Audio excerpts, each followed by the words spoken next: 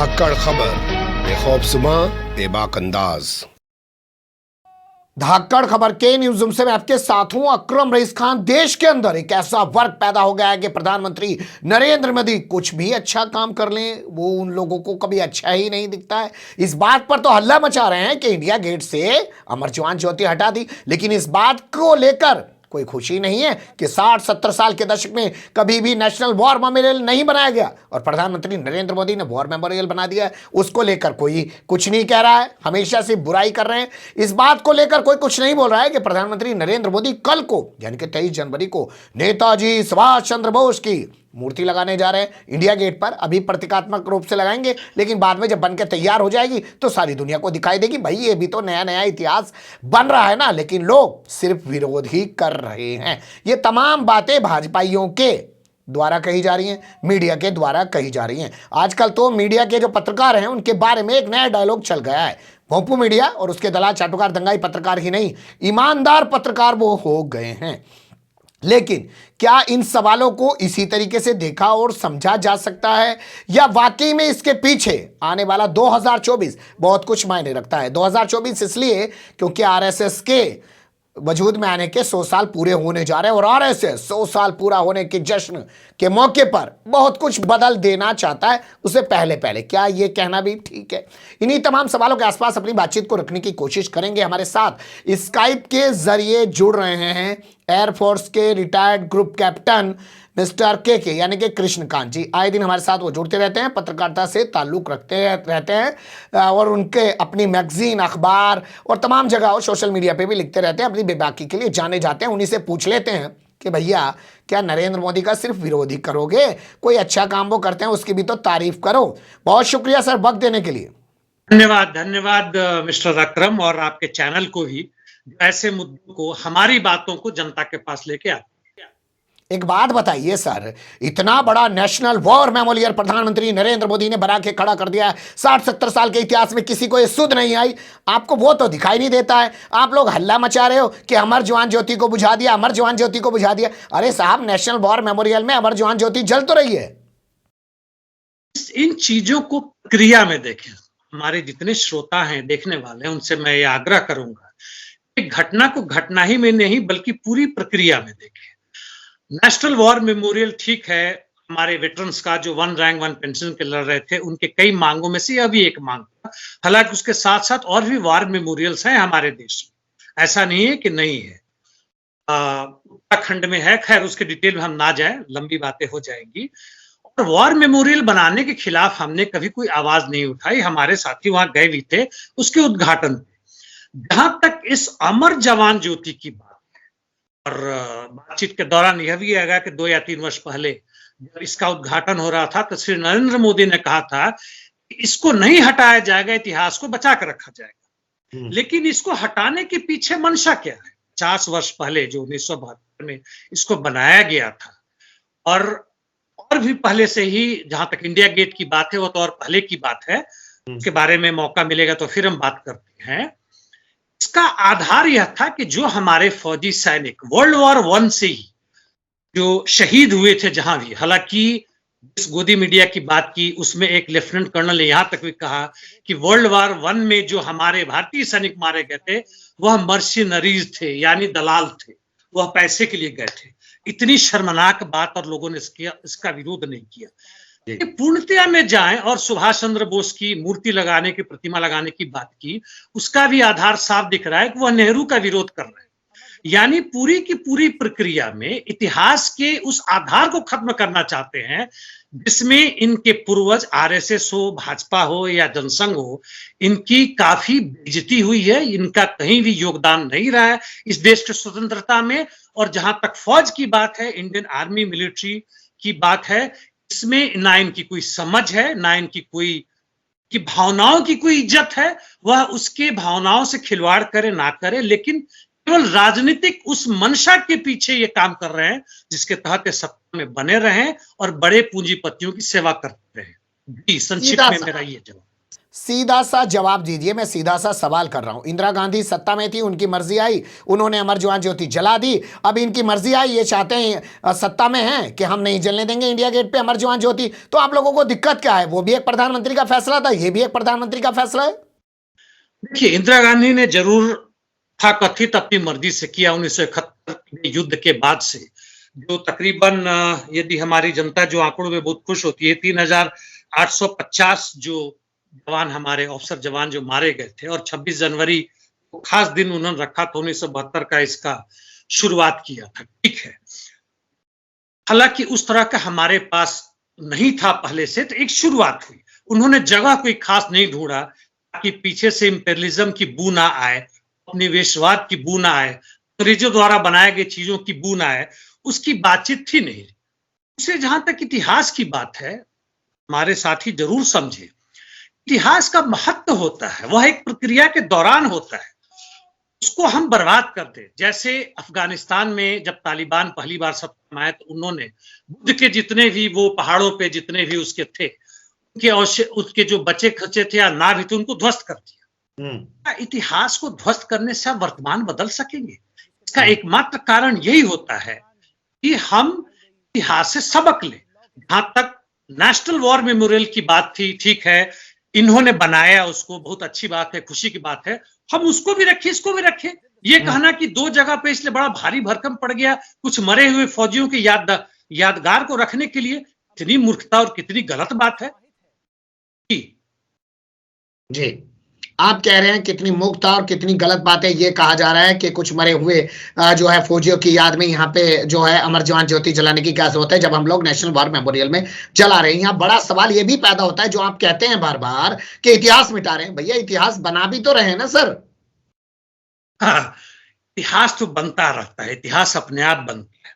जहां तक इंदिरा गांधी की बात की, उन्होंने टाइम ट्यूब भी बनाया था, कि बाद में भाजपा की सरकार आई और दूसरी सरकार आई तो उसको उखाड़ दिया गया। हम इसलिए जी रहे हैं क्या कि हम इतिहास बना रहे हैं? वैसे देखिए, ऐसे तानाशाह या फांसीवादी शक्ति आती है, उन्हें इतिहास बनाने का बहुत शौक होता है, चाहे हिटलर रहा हो, चाहे आजकल के जमाने में जो भी रहे हो। इतिहास खुद ब खुद, खासकर जो जनता जो पैदा करती है, जिस तरीके से वो रहती है, खाती पीती है, दो तरह के इतिहास है। एक वह इतिहास है जब हम एक खास व्यक्ति को लेकर चलते हैं, जो कि शासक वर्गों का इतिहास होता है। दूसरा इतिहास जो जनता बनाती है, शोषित वर्ग जो बहुमत में होती है, 90% 80% होती है, किस तरह के रोजगार कर रही है, किस तरह से खाना खाती है, क्या कपड़े पहनती है, किस तरह की शिक्षा उनके पास है, किस तरह का आंदोलन उन्होंने किया, किस तरह के बदलाव उन्होंने किए, उनके नेता किस तरह के काम किए। तो इतिहास अपने आप बनता है दोस्त, इतिहास बनाया नहीं जाता है। और आप इस तरह के जबरदस्ती इतिहास करेंगे तो आपके इतिहास के उस गर्त में डाला जाएगा जहां मुसोलिनी ने कहा था कि एक वक्त था, उसे हटा दिया गया था, अपनी जान बचाने के लिए भाग रहा था, कि एक वक्त था कि जनता सुनने के लिए तरसती थी, नारे लगाती थी, आज जनता मुझे लात मारने के लिए मेरे पीछे आ रही है। यह भी इतिहास है। यह भी इतिहास है कि एक वक्त जनता सुनती है और एक बात जनता फिर पलट के पीछे दौड़ने लग जाती है लात मारने के लिए। खैर, जब वो इतिहास आएगा उस पर जब बात की जाएगी, लेकिन कुल मिला के ये है कि जो ये अमर जवान ज्योति का घटनाक्रम है, ये मामूली घटनाक्रम नहीं है। लेकिन मुझे लगता है इसकी असल पृष्ठभूमि, क्योंकि सब कुछ हो उसी लिए रहा है, नया संसद भवन बन रहा है, कांग्रेस आज तक अंग्रेजों के बनाए हुए संसद भवन में बैठी हुई थी, देखो हमने गुलामी की निशानी को मिटा दिया, अब हिंदू राष्ट्र है और हिंदू राजा द्वारा बनाया गया संसद बन रहा है, उसमें नई सरकार चलेगी और ये तमाम चीजें 2024 तक पूरी हो रही हैं। और उससे पहले आपने देखा होगा सड़कों के नाम बदल दिए गए, अकबर के नाम पे कोई सड़क थी उसका नाम बदल दिया गया, औरंगजेब के नाम पे कोई सड़क थी उसका नाम बदल दिया गया, किसी और के नाम पे कोई सड़क थी उसका नाम बदल दिया गया। तो ये नया नया जो बनाया जा रहा है, तो इसमें दिक्कत क्या है? नया विश्व गुरु बन रहा है, भारत न्यू इंडिया बन रहा है, तो उसमें नई नई चीजें तो करनी पड़ेंगी ना। आप लोग ऐतराज क्यों कर रहे हैं? तो बात है, तो मैं बताना चाहूंगा कि इस इतिहास बदलने के चक्कर में, सेंट्रल विस्टा के चक्कर में, इन्होंने नेशनल म्यूजियम को भी बर्बाद करने की कोशिश की, जो 1949 से है। उसमें करीब 2 लाख हमारे ऐतिहासिक धरोहर है, 5000 वर्ष पुराने भी ऐसे हैं, तो पुरातत्व अवशेष जिसे कहते हैं, राष्ट्रीय अभिलेखागार एनेक्सी ना, जिसको अंग्रेजी में नेशनल आर्किव्स कहते हैं, जहां पे करीब 25,000 दुर्लभ मैन्युस्क्रिप्ट्स हैं और 1 से 1.25 लाख के करीब नक्शे वहां के 1,30,000 मुगल साम्राज्य के, मुगलों के समय के हमारे वहां के ऐसी चीजें, दस्तावेज है, हमारे इतिहास है। इसको बदलने के पीछे तुम लगे पड़े हो। दो कारण है, जनता को भरमाने का, जनता को मूर्ख बनाने का, ताकि जनता अपनी मांगों से अलग हटे, रोजगार की मांग ना करे। जो उत्तर प्रदेश चुनाव होने वाला है, उत्तर प्रदेश का सारा का सारा उसी से ध्यान हटाने की कोशिश है, जहां की लाश जो है सो कि बिना पूछे गंगा नदी में फेंक दिया गया, जहां ऑक्सीजन की कमी के कारण बच्चे गोरखपुर में मरे या जो कोरोना वायरस से पीड़ित थे वो मरे, इसको हटाने के लिए। और दूसरी तरफ पूंजीपति, उनका नाम लेने की जरूरत नहीं, पता है जिनका नाम अभी है, उनका जो पकड़ जो हमारे ऊपर है, इनके द्वारा बढ़ रहा है। और इसलिए यह इतिहास को इस रूप में बदलने के लिए बाकी सारी चीजें करने के पक्ष में लगे हैं कि हम अपनी मुद्दा ना उड़ाएं। मैं दो चीजें आपसे समझना चाहता हूं बहुत स्पष्ट तौर पे। एक, इस पूरे घटनाक्रम को लेके आप क्योंकि खुद सेना से आते हैं, एयरफोर्स से आते हैं, आपने देखा होगा सेना के जो बड़े लोग हैं वो इस बारे में क्या कर रहे हैं। दूसरा, मैं आपसे ये समझना चाहता हूं, ये इतनी बेचैनी, इतनी बेताबी क्यों लग रही है? कहीं इनको ऐसा डर तो नहीं लग रहा है कि 2024 में हम वापस नहीं आ पाएंगे, इसलिए जल्दी जल्दी सब कुछ बदल डालें? इन दोनों चीजों पे क्या कहना है आपका? दूसरी बात से तो मैं सहमत हूं। 2024 के पहले जो भी हैं इनके तथाकथित, इनके जो पूंजी के गुरु हैं, उनकी भी हड़बड़ी है। किसान आंदोलन में इनकी मार खानी पड़ी। कुछ नाम बताता हूं आपको। ईवीएम मनमोहन बहादुर, इन्होंने साफ लिखा है कि यह बहुत ही गलत काम हुआ है। इन्होंने ट्वीट किया है, हालांकि ये सारे रिटायर्ड है जिनकी बात कर रहा हूं। लेफ्टिनेंट जनरल पनाग, इससे आप लोग भी परिचित होंगे और अच्छे मित्र हैं, मौका मिला तो उन्हें लाऊंगा। उन्होंने भी लिखा है कि ये क्या हो रहा है। इनफैक्ट आप देखेंगे तरसों एक छोटा सा वीडियो आया था, नेवी का बैंड बज रहा है, बैंड बनाया हुआ उन्होंने, आर्मी का होता है बैंड जो बजाते हुए चलते, देखा होगा। उसमें ये नेवी के जवान जो हैं गन के साथ वो डांस कर रहे हैं, वो बॉलीवुड गाने पे।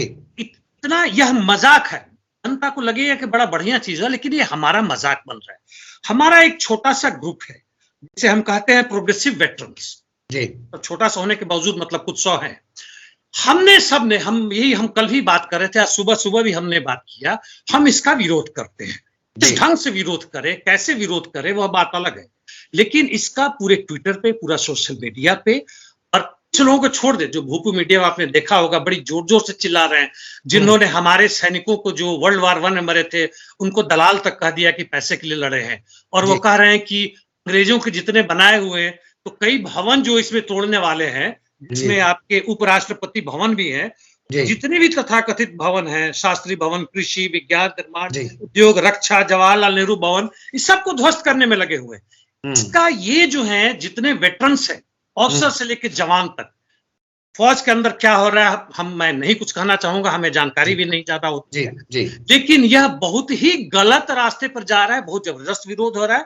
और साथ साथ यह बताऊं, हम जो रिटायर्ड है, हमारे भी बाल बच्चे उसमें फौज में हैं, इसका क्या असर उन पे पड़ेगा, किस तरह से फौज का जो एक प्रोफेशनलिज्म था, जो लड़ने के प्रति मतलब उनकी समझदारी थी, बिल्कुल राजनीति से अलग थे, उनका जो राजनीतिकरण हो रहा है, भगवाकरण हो रहा है और मूर्खता की तरफ बढ़ रहा है, किस तरह की फौज आप भारत को दे रहे हैं, यह बताने की जरूरत नहीं है, हमारी जनता समझ सकती। ठीक है, आप कह रहे हैं कि बताने की जरूरत नहीं है, जनता समझ चुकी है। लेकिन मैं आना चाहता हूं 3 साल पहले नेशनल वॉर मेमोरियल का उद्घाटन करते हुए प्रधानमंत्री नरेंद्र मोदी ने कहा कि वो अमर जवान ज्योति को छेड़ेंगे नहीं, मतलब उसे वहीं रहने देंगे। अब 3 साल बाद उनके मन में आया कि चलो भाई इसे यहां से हटा दो। मैं कह रहा हूं पावर है ना उनके पास, वो कुछ भी कर सकते हैं ना। आप लोग क्यों हल्ला मचाते रहते हैं, और आपके हल्ला मचाने से होता क्या है जी?